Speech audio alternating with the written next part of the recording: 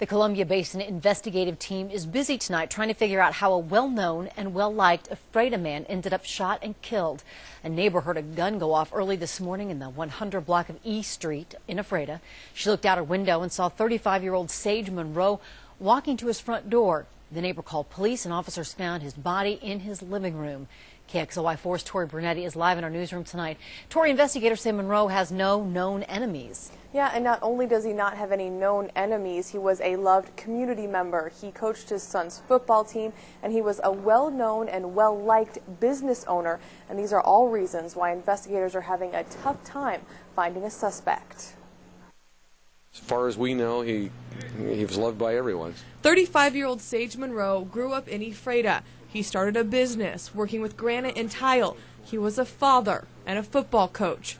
Friends say his death is tragic. It's just really unfortunate. He leaves behind a young son that's going to miss him a lot. And I know they were looking forward to doing, many things together, and Sage's business was progressing. And investigators are trying to figure out how this well-known community member ended up with a fatal gunshot wound to his chest. We don't have any idea of anybody that would want to do him any harm. The Columbia Basin investigative team, a group of investigators made up of law enforcement from all over Grant County, were called in to figure out what happened to this young man that was loved by so many. This is really rare in Ephrata. All investigators know right now is a neighbor heard a single gunshot around 6:30 this morning, looked out her window and saw Sage go into his house. They have no suspects and no gun.